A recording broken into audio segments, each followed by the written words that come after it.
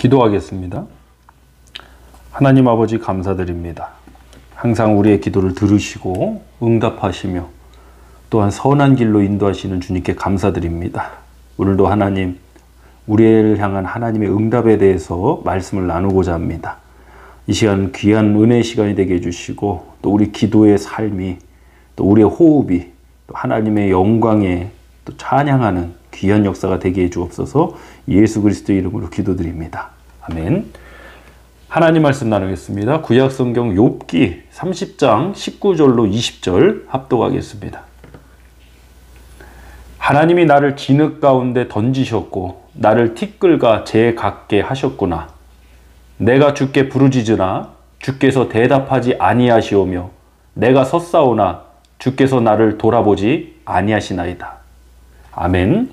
욥기 30장 19절로 20절 본문으로 하나님께서 대답하시지 않는 것 같은 이유, 하나님께서 대답하시지 않는 것 같은 이유라는 제목으로 말씀 전하도록 하겠습니다. 기도에는 응답이 있습니다. 다만 그 응답이 내가 바라는 형태나 방법이 아닐 수도 있다는 것입니다. 하나님은 어떤 분이십니까? 우리가 생각하는 것이나 기도하는 것에 능히 더하여 넘치도록 하실 분입니다. 우리 에베소서 3장 20절 말씀 한번 합독하겠습니다. 우리 가운데서 역사하시는 능력대로 우리가 구하거나 생각하는 모든 것에 더 넘치도록 능히 하실 이에게. 아멘. 하나님은 이런 분이십니다. 하나님은 우리의 생각이나 우리의 기도보다도 더 큰 역사로 능히 하실 분입니다. 하나님을 어떠한 경우에도 제한하려고 하시면 안 됩니다. 하나님은 전능하신 분입니다. 내가 생각하는 방법이 아니더라도 하나님은 하나님의 뜻을 이루심에 조금의 부족함도 없으십니다. 우리의 기도가 아무리 대단하고 우리의 생각이 아무리 크고 넓어도 하나님을 다 담을 수 없고 알 수도 없습니다. 하나님의 응답하심에는 제한이 없습니다. 아마도 기도 생활을 하시는 우리 성도님들은 이런 경험들이 있으실 겁니다. 정말 기도를 하는데 하나님께서 답하시지 않는 것 같을 때입니다. 왜 그러실까요? 나는 힘드니까 얼른 응답이라도 주시면 좋겠는데 하나님께서 아무 반응조차 하시지 않는 것 같습니다. 몇 가지 이유가 있다고 믿습니다. 이것도 받은 은혜를 나누는 것이지 이것이 딱 하나님 이런 분이 하고 규정할 수는 없습니다. 하나님께서 이제 침묵하실 때 그것도 또 하나의 응답이 될 수 있겠죠. 그리고 또 하나가 오늘 이 설교를 통해 나누고자 하는 바입니다. 하나님께서 왜 나는 빨리 응답을 하나님께서 주시길 원하는데 하나님께서 어떠한 반응을 나에게 주시길 원하는데 하나님은 왜 침묵하실까? 왜 그렇게 나는 느껴질까? 이유가 있습니다. 대답할 필요가 없는 일도 있기 때문입니다. 이런 분들이 계십니다. 지금 걸어가고 있는 길을 계속 걸어가면 되는데 돌다리도 두들겨보고 건너가라 했다 해서 계속 돌다리만 두들겨보는 겁니다. 또 한 걸음 가서 또 두들기고 한 걸음 가서 또 두들기고 맨날 하나님의 뜻에 대한 확신을 여기저기서 찾다가 결국 자기 오류에 빠지기도 하고 혼란에 빠지기도 하는 것입니다. 하나님께서 침묵하실 때 분명히 있습니다. 하나님께서 우리에게 어떤 음성과 감동과 또 삶의 여러 가지 순간으로 또 환상 중에 다양한 방법과 역사로 하나님은 우리에게 응답하시는 분이지만 때로는 하나님께서 침묵하실 때 그것에 대한 의미, 대답하실 필요가 없는 일이기 때문에도 그러실 수 있다는 겁니다. 그런 상황이 놓여질 때 우리는 그저 믿음으로 계속 가는 이 keep going, 계속 가는 일만 해야 되는 것입니다. 욥은 우리가 상상도 못할 고난을 받은 사람이지 않습니까? 사람이 힘들고 어려우면 별의별 말 다 쏟아내는 겁니다. 욥도 그랬던 것 같습니다. 자, 초반에는 잘 버텼습니다. 믿음의 사람을 잘 했습니다. 근데 욥을 위로하려고 찾아왔던 그 친구들과의 대화 속에 욥도 이 길을 잃어버리는 겁니다. 욥 안에 있던 그런 것들이 나왔겠죠. 자, 본문 19절 말씀 합독하겠습니다. 하나님이 나를 진흙 가운데 던지셨고 나를 티끌과 재 같게 하셨구나.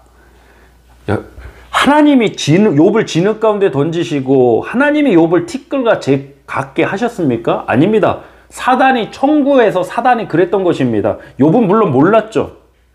하나님이 나를 진흙 가운데 던지셨고 나를 티끌과 재 같게 하셨구나라는 고백을 남기는 겁니다. 하나님은 욥과 같은 사람이 없다면서 욥을 믿어주셨습니다. 그런 욥을 사단이 청구했습니다. 까닭없이 하나님 섬기는 거 아닙니다. 이렇게 하나님께 청구합니다. 하나님 축복하시니까, 하나님이 보호해 주시니까 하나님 섬기는 겁니다. 이것을 걷어가면 욥도 하나님을 욕할 것입니다. 여러분, 믿음의 시험이 그렇습니다. 나를 믿어주신 하나님이 옳으셨음이 증명되는 것이고, 나를 믿지 않고 나를 청구한 사단이 틀렸음이 증명되는 것이 바로 믿음의 시험입니다. 저와 여러분이 이 믿음의 시험에서 하나님의 옳으심이 증명되는 승리가 있기를 주님으로 축복하겠습니다. 우리 본문 20절 말씀 다시 한번 합독하겠습니다.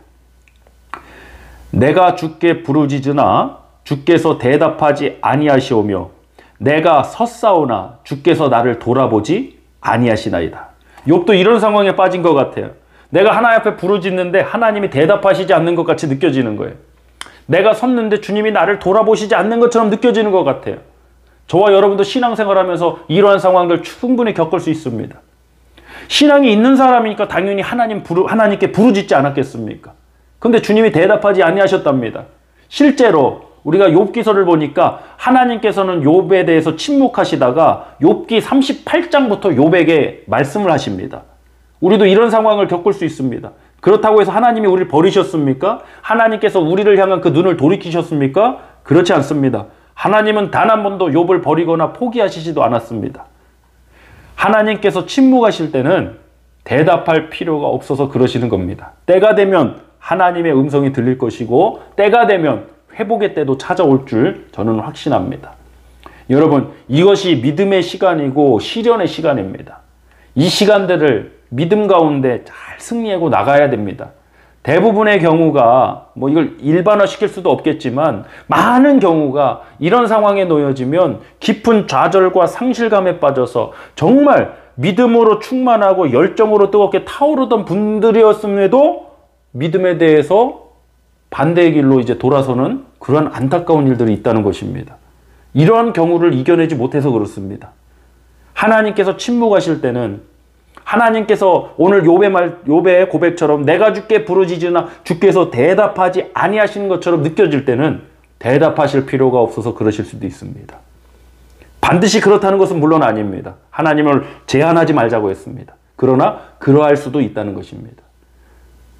분명한 사실은 하나님은 단 한 번도 욥을 비롯해서 저와 여러분, 특히 고난 중에 있는 하나님의 백성들을 외면하지 않으신다는 사실입니다. 사랑성도 여러분, 기도가 절실할 때입니다. 우리가 항상 깨어서 하나님 앞에 기도해야 될 때지만 지금 이 시대야말로 우리는 깨어서 기도해야 됩니다. 단순히 이 코비드-19의 회복, 일상의 회복을 넘어서서 하나님 나라의 회복과 다시 복음의 열정과 교회의 부흥과 세계 선교의 역사를 위해서 우리는 이 어려움에도 불구하고 더 큰 역사로 기도해야 됩니다. 결코 여러분 이 상황 때문에 여러분의 기도가 제한되거나 위축되지도 마십시오. 하나님께는 아무런 문제가 없습니다. 하나님의 부흥은 반드시 일어날 것입니다. 하나님의 역사는 지금도 계속되고 있고 앞으로도 끊임없이 하나님이 찾으시는 그 믿음의 사람들을 통해서 그 역사가 나타날 줄 믿습니다. 우리 교회가 그 주인공이 되기를 간절히 소망합니다. 우리 성도님들이 그 삶 가운데 항상 승리하는 은혜가 있으시길 주님으로 축복합니다. 기도하십시오. 그러나 기도하다가 하나님께서 오늘 본문과 같은 상황처럼 나에게 대답하시지 않는 것 같은 이러한 상황들 우리가 충분히 겪을 수 있습니다. 여러분, 그래도 기도를 포기하지 마십시오. 그래도 믿음을 버리지 마십시오. 하나님께서 반드시 욥을 만나시고 욥과 대화하시고 그 욥을 돌이키시고 욥을 회복시켰던 역사처럼 우리 가운데도 그러한 은혜와 역사를 허락해 주실 줄 믿습니다. 이 시간에 합심하여 하나님 앞에 기도하는 시간 갖도록 하겠습니다. 하나님, 우리도 욥과 같은 상황들이 있었습니다. 그런 상황 또 앞으로도 만날 수 있습니다.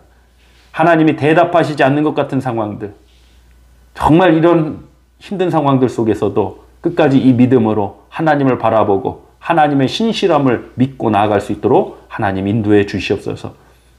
모세도 마찬가지였습니다. 모세가 80세가 돼서 하나님의 부르심을 받았습니다. 수십 년 동안 하나님은 모세에게 침묵하셨습니다. 호렙산 떨기나무 아래에서 하나님은 모세를 만나주셨고 다시 그를 사명의 길로 인도해 주셨습니다. 사랑하는 성도 여러분, 언제일지 모르겠지만 하나님 반드시 우리에게 응답하시며 반드시 하나님의 선하시고 기뻐하시고 온전하신 뜻을 이루실 줄 믿습니다. 우리 함께 기도하겠습니다. 하나님 아버지 감사드립니다. 우리 사랑하는 교회와 성도님들이 하나님 기도의 사람으로 나아가길 원합니다. 하나님, 우리가 기도할 때 때로는 오늘 욥이 겪었던 것처럼 하나님이 침묵하시는 것처럼 느껴질 때가 있습니다. 그 침묵도 또 하나의 응답이 될 수 있겠지만 또 다른 방편으로는 하나님께서 대답하실 필요가 없기 때문에 하나님께서 침묵하시는 것은 아닌지요. 우리가 이 상황들을 지나서 하나님께서 욥에게 대화하시고 그 욥을 만나 주셨던 것처럼 하나님께서 우리를 향한 그러한 놀랍고 놀라운 승리의 계획을 갖고 계신 건 아니신지요. 하나님, 이 시험에 빠져 있고 이 어려움 중에 있는 우리 성도들을 항상 주님께서 붙들어 주시고 믿음에 믿음을 더해 주시고 은혜 가운데 하나님의 능력으로 승리케 하여 주시옵소서. 오늘도 우리와 함께 하시고 우리를 인도하시는 우리 주 예수 그리스도의 이름으로 축복하며 간절히 기도하옵나이다. 아멘.